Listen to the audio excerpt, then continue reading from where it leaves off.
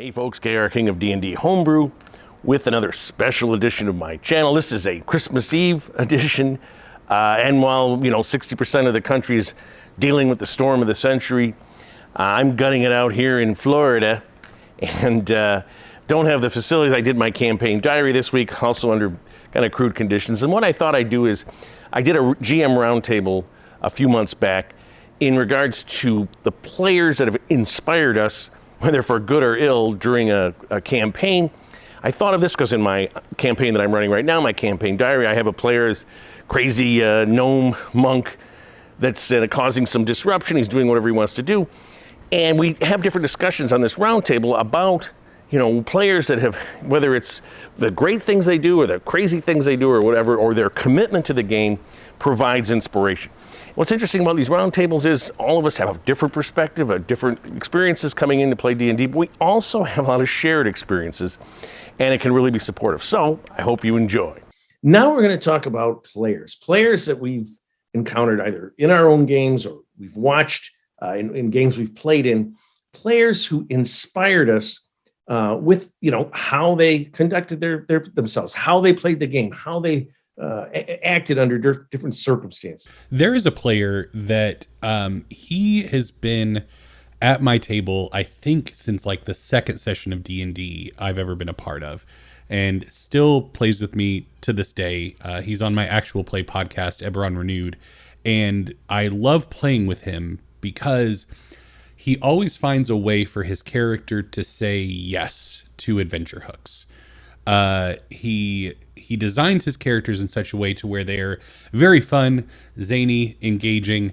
But at the end of the day, when his character is in the world and operating, and I present an adventure hook or an NPC that wants to talk and engage with the party or any of these things, he as a player is always willing to rush to meet me halfway and there have been some times where he's had to twist himself into a pretzel getting there. Like, yeah, I am from this country that potentially had relations, and so I want to talk to this person.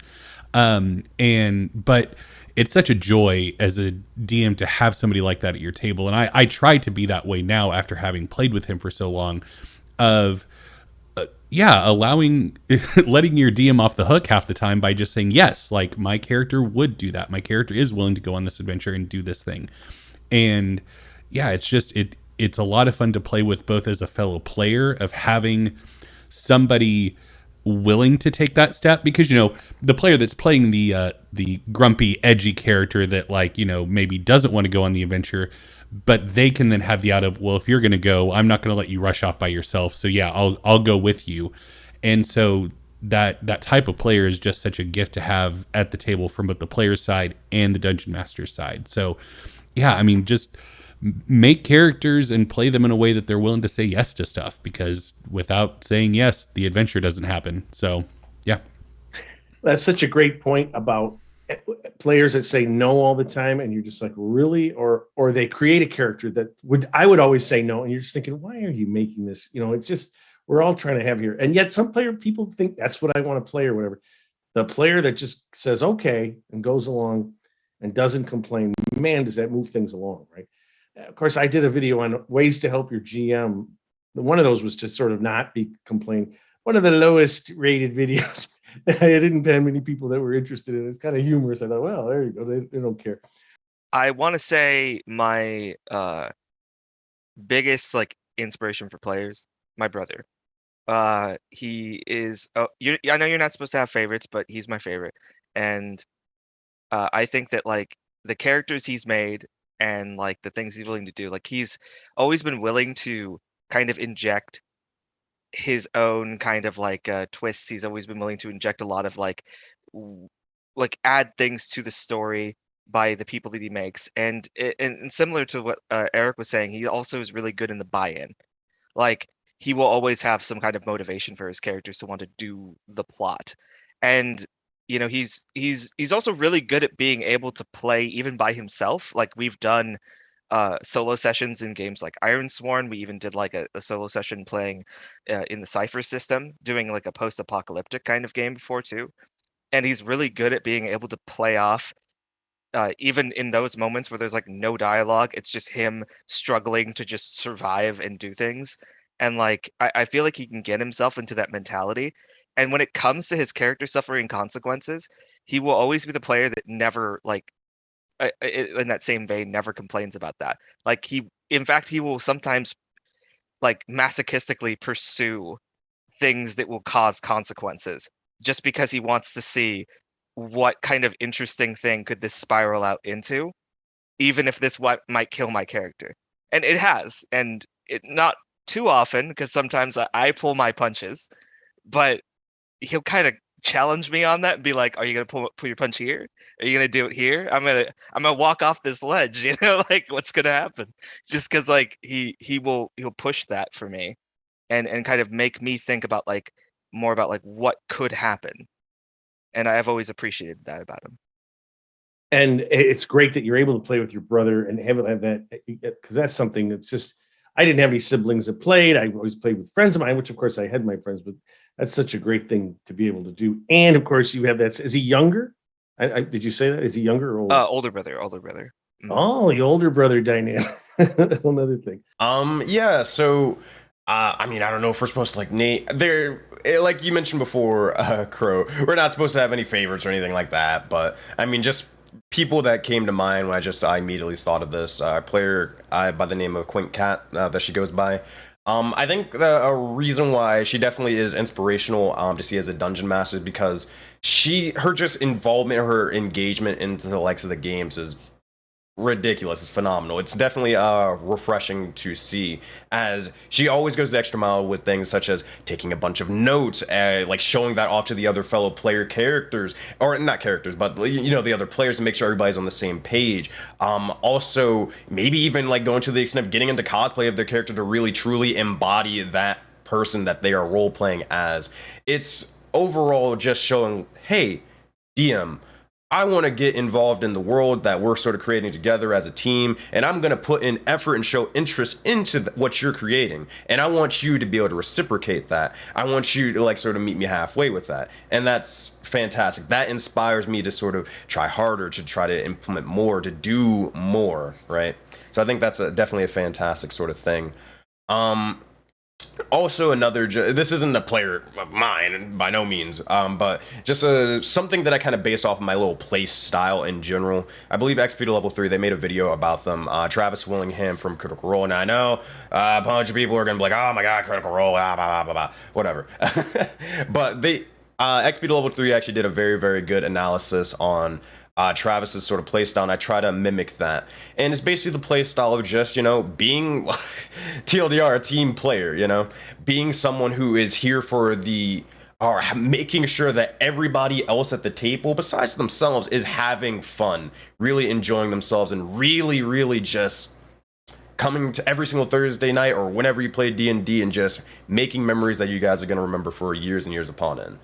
So whether that's including other people into certain conversations, whether it's the quiet person or whether it's the super loud, boisterous character, but really just making sure everybody gets their moment in time to shine, that's fantastic, especially if you run larger game tables, like 6 people plus. So those would probably be my 2 players that just randomly came to mind of inspirational sort of play styles.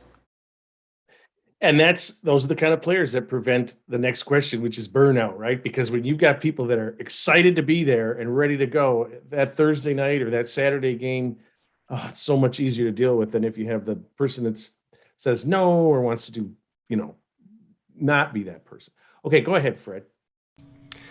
Okay, so I guess for me, the one thing that I'm looking in all players, and I tend to gravitate towards those players, and that is any player who just makes life easy for me. Like, you know what I mean? There's making it easy for the dungeon master, and then there's making it hard for the dungeon master. But over the time that I've played, there's one player that stood out as being that and more than I could possibly have expected.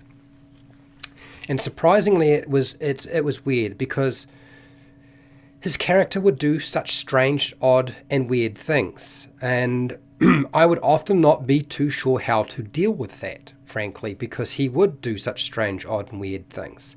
His approach to problem solving in the game, and he certainly saw the game as an opportunity to problem solve. He did it in such unexpected ways that I had to always I was always having to tread new ground, which can be very scary, but it's also it's really nice. Because one of the things he didn't do is he didn't look at his character sheet when he was trying to make those decisions. He wasn't looking for a button to press. He was using his brain and his imagination to actually decide how he was going to have his character react. And none of that stuff was on the character sheet or existed in the game rules at all. And so he used to make me laugh so much. He was very much a writer at heart, I've discovered over time. He was trying to write books and so forth. And I'm not saying that you need to be a writer to be a good player, okay? Forget about that.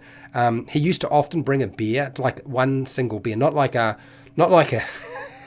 24 beers and some spirits or anything like that, or a keg or anything like that. There'd just usually be this one beer, and that would be enough for him. But, and funny enough, he wound up being a very narrative dungeon master during the 4th ed edition. Now, for those of you who are like thinking, how is that possible? Well, he made that possible. That's how he ran his game when he was dungeon mastering. He was very narrative, and he was using the 4E rules. And but when he played my game, I didn't know what he was going to do next. I presented them with Gary the Gazebo, which was basically a flying gazebo mimic beholder creature, and he seduced it. And gave it a massage and then burnt it alive while it was sleeping. I mean, these are the sorts of things that he would do. I presented Jub the senile troll with a walker, and he convinced the party to let the troll join the party, and they did. While they were exploring some caverns. We were on the Isle of Dread, and they were supposed to be collecting animals, and they'd killed all the animals. And so he said, well, yeah, I want to do some intravenous birthing here. So I'm going to take the eggs and the sperm from the animals that we've killed, and since we don't actually have those animals, we need them for our zoo. I'm going to combine them with magic and breed it inside my own body and give birth to it. So yes, I didn't know what he was going to do, but I used to have such a good time at the table, and everybody else had a fantastic time, no matter how bizarre the things he came up with. Well, and having someone, I've had those wild card players, and sometimes they can drive you nuts a little bit, because now you got to respond, you've got to figure this out. And sometimes they can be, and it sounds like this guy wasn't, but you've talked about this before, where it's all about me. I'm going to dominate with my wacky ideas and stuff. And we all have to sit there for 10 minutes or 15. But it sounds like this guy's went along with the thing. So that's great. I'm going to mention a guy that I played with years ago. He was playing a paladin, and he was really believed in this paladin that God was, as I remember, Hextor, which was a little less strident as in that pantheon. And they were working with these very narrow-minded St. Cuthbert people that I had in this town, the Lords of Azurtane. They were very arrogant, and they were very narrow-minded. So we had this whole scenario. I won't go into too much, but there was this dragon that the Lords of Azurtane, they felt like they were on the outskirts, and they always took the abuse. And you people in the cities, we get the dragons attacking us. And these guys thought this. I had this homebrewed, it was quartz dragon or something, and they didn't think it was evil. But the Lords, the King of Azurtane, they went to attack this thing, and one of the players told the dragon what was going on, and the king was killed and all this stuff. And so but the dragon then ran off. So the Lords of Azurtane, they said, we won. It was so great. They had this big banquet, and the Queen of Azurtane was very pious, and she looked at the paladin like he was this.